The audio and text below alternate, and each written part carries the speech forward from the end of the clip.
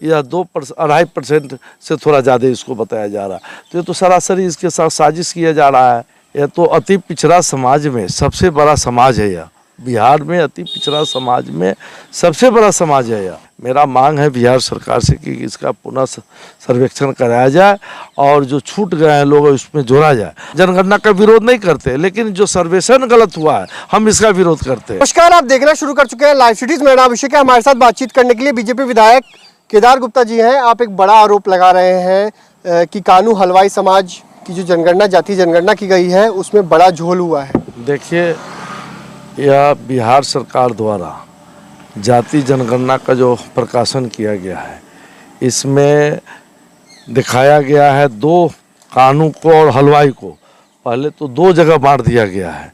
कानू और हलवाई एक ही जाति है। कानू जाति का नाम है, हलवाई पेशागिरी है।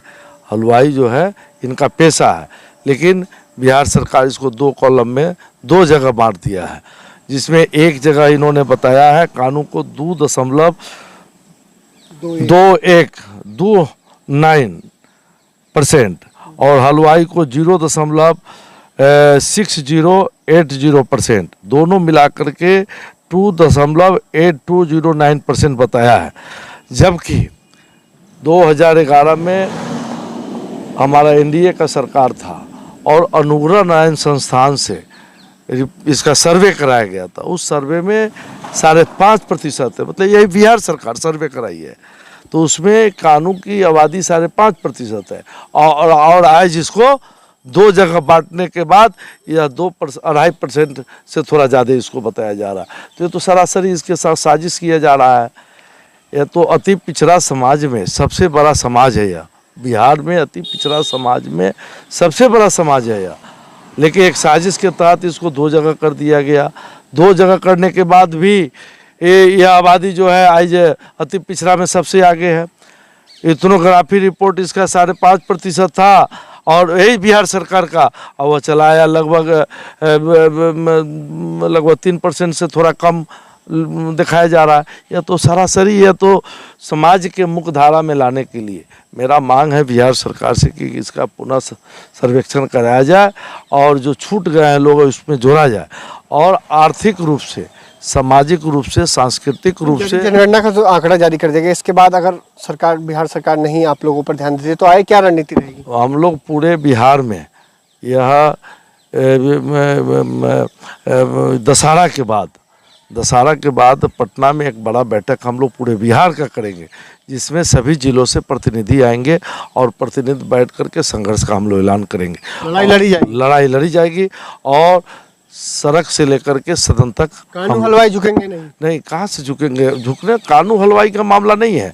मामला है कानू हलवाई जैसे बहुत ऐसे अति पिछड़ा समाज के लोग हैं। हाँ, 5.5% था, 3% से कम कर दिया गया।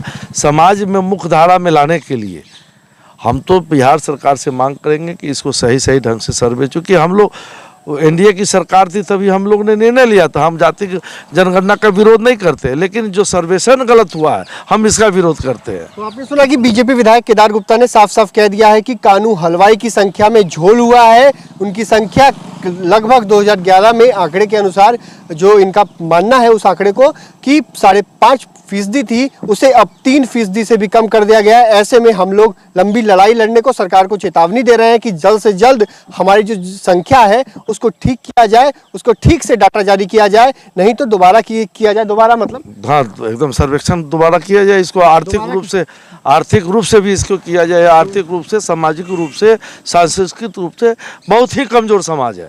इसको मुख्य धारा में लाने के लिए सभी तरह का इनका जरूरी है सर्वे करा करके और इसको मुख्य धारा में सरकार लाए। तो आपने सुना कि बीजेपी विधायक केदार गुप्ता ने क्या कुछ कहा कि कानू हलवाई डरने वाले नहीं है, लड़ाई जरूरत पड़ेगी तो लड़ाई भी लड़ी जाएगी सरकार के खिलाफ। सरकार को चेतावनी दिया है, दशहरा तक का समय दिया है, जल्द से जल्द सरकार इस पर ध्यान दे और आंकड़े को सही करे, नहीं तो आगे लंबी लड़ाई लड़ी जाएगी। तो बने रहिए लाइव सिटीज के साथ।